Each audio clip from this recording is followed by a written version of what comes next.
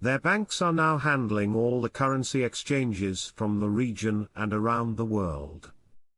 Not just the dollar, they are exchanging dinar, and the increased value is about to be seen by us. Right now, my guess is based on the information so far, is pointing toward us getting notified tomorrow, Wednesday, and exchanging on Thursday, but we are in a very good place right now. Thursday is looking very good right now. Iraq Stock Exchange has already shown complete stability. It's huge.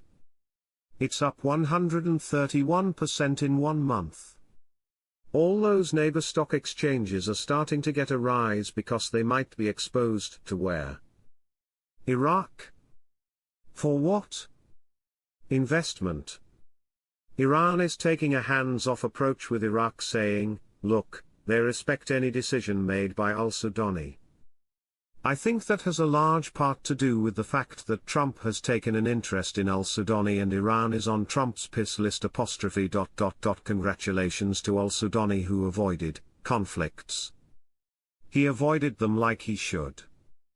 Now he's got the backing of Iran and they're promising not to arm factions no more, and they would help Iraq dissolve these popular mobilization groups. This is a really good move, a smart move by Iran, but very good news for Iraq. Now I'm curious to see what kind of meeting Iraq is going to have with Trump once Trump finally gets into office. What they're doing is selling US dollars to pay for and fund imports coming into Iraq. What they've done with this new transfer system is they've made back-end changes that are not visual. What they've done is transition so that they can allow their banks to do these international transfers. There's only so much they can do with banking reforms at this time until the rate physically changes. Again, what they're doing is they're positioning the banks to do foreign transfers with the US dollars. Now instead of that money being sent directly from the central bank, it's being routed and sent from the local banks within Iraq. That prepares Iraq to be ready towards going international. Iraq's revenue for the first 10 months of 2024 is massive. Plus there was a huge increase in bank deposits in 2024 and the country's gold reserves increased to become the third largest in the Middle East. TV talked about how we have now gone from the dollar auction to now transfers in our banks. No more auctions. These transfers are linked to international banks, no more being done by auctions of the CBI but by this new system in our banks. Frank, this is fantastic because these are the preparations. Firefly, we are linked to the world.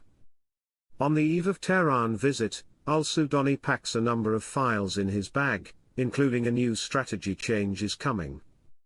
The new reinforcement mechanism is doing what it's designed for. It's not the dollar auctions anymore. They call it the reinforcement mechanism. What are they doing? They're increasing their foreign currency reserves. They haven't passed a budget fully yet. We know it's in their hands.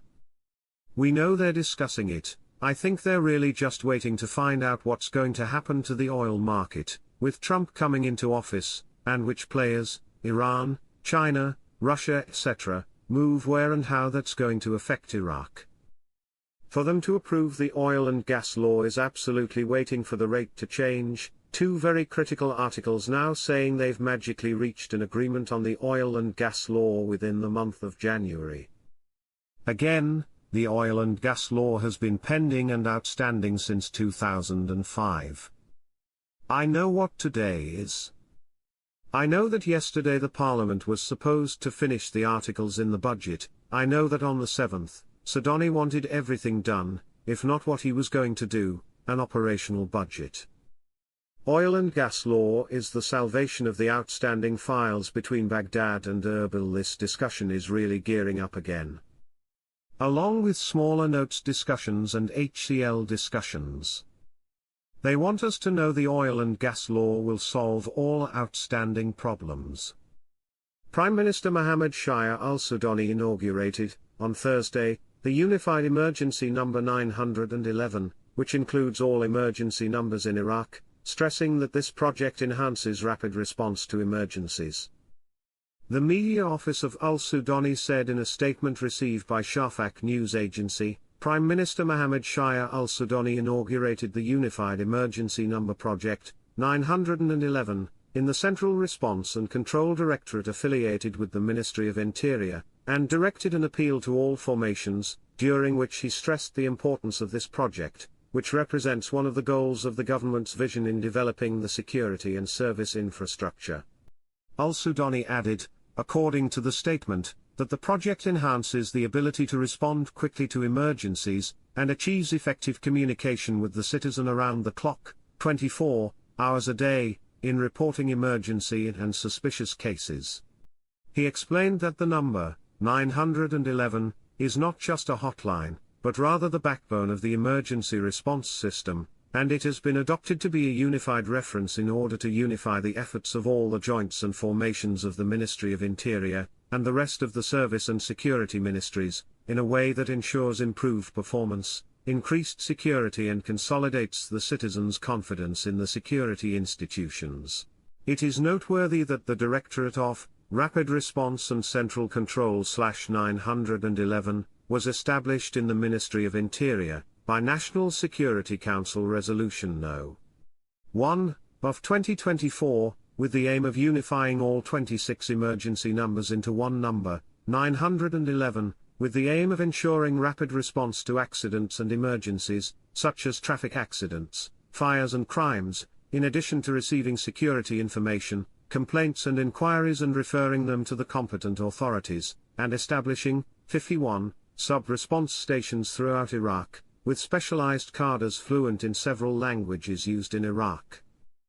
The American Foundation for Defense of Democracies called on the new administration headed by Donald Trump to adopt a firm stance in dealing with Iran and its role in Iraq, in addition to increasing pressure on the Iraqi government to sever its ties with the militias supported by Tehran, and dismantle them. At the outset, the American report, which was translated by Shafaq news agency, said that Baghdad and Tehran discussed regional developments during Prime Minister Mohammed Shia al-Sudani's visit to Iran and his meeting with Iranian President Masoud Pezeshkian, where they discussed infrastructure projects and developments in Syria after the overthrow of former dictator Bashar al-Assad, where al-Sudani stressed Syria's sovereignty and limiting foreign influence. The report indicated that Iran is reconsidering the doctrine of its proxies, explaining that the commander of the Quds Force, Esmail Qani, recently met with leaders of the Iranian-backed Shiite militias, and with Iraqi politicians, in addition to al-Sudani, during a secret trip to Iraq on January 5. The report explained that Qani spoke about restructuring and dismantling the armed factions that work on behalf of Tehran, as the report stated that Washington is pressuring the Baghdad government to dissolve these factions or integrate them into the Iraqi armed forces. The report considered that the axis of resistance is preparing for Donald Trump's return to the White House, noting that Tehran's agents in Iraq stopped their attacks on Israel after Trump's victory in the presidential elections. The report continued by saying that the Iraqi factions are re-evaluating their strategy towards the next U.S. administration in Washington, noting that prominent Iraqi Shiite figures with close ties to Tehran